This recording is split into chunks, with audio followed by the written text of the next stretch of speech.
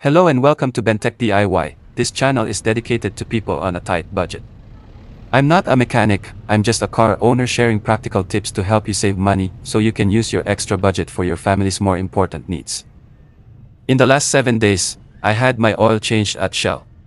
The mechanic noticed that my air filter already needed replacement. I told him I would just order one from Shopee instead, because there are many options available there and they're very affordable. Here's the one I bought. This is the actual shop where I bought mine. You can also find similar items on Lazada, but I personally prefer ordering from Shopee because I'm already used to buying there.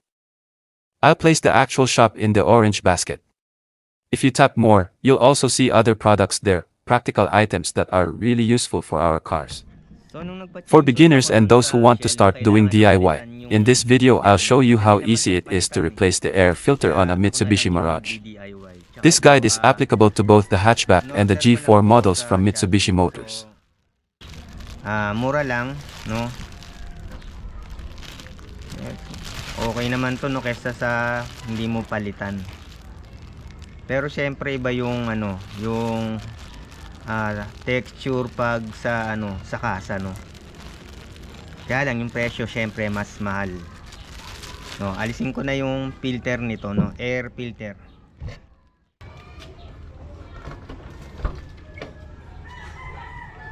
First, pull the hood release lever located on the lower left side of the dashboard, near the driver's side kick panel. Next, go to the front of the car and find the safety latch under the center of the hood.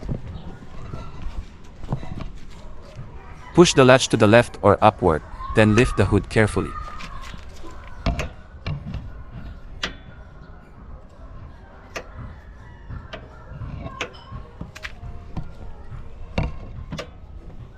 Lift the hood slowly and carefully. Once it's fully open, secure it using the prop rod, since the Mitsubishi Mirage from Mitsubishi Motors does not come with automatic gas struts.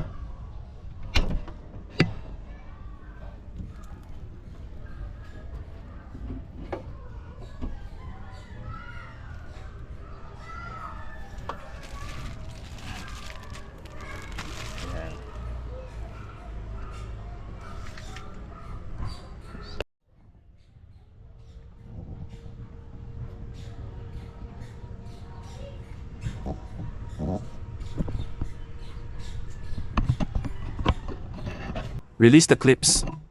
Locate the two metal clamping clips, usually on the left side or at the front of the air filter box, and flip them outward to unlatch the cover. Open the cover. Lift it slightly and pull it toward you. Keep in mind that the PCV tube may limit how far the cover can open. Remove the old filter. Carefully pull it out and take note of its orientation so you can install the new one correctly. This step is the same for most Mirage models from Mitsubishi Motors. Here's a quick list of the negative effects of a dirty air filter: higher fuel consumption, less air gets into the engine, so it burns more fuel, weak acceleration, the car feels sluggish and lacks power, dirty spark plugs, carbon buildup can cause misfires or hard starting, black smoke, fuel doesn't burn properly, resulting in dark exhaust smoke, check engine light, the dashboard warning may turn on due to an improper air fuel mixture.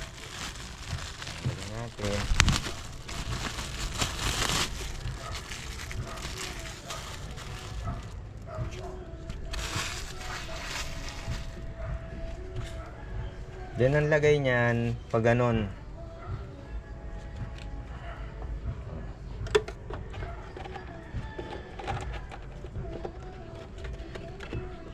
Insert the new filter.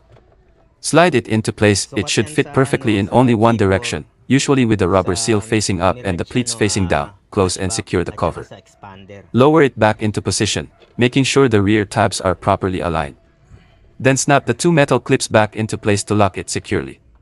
This process is the same for most Mirage models from Mitsubishi Motors.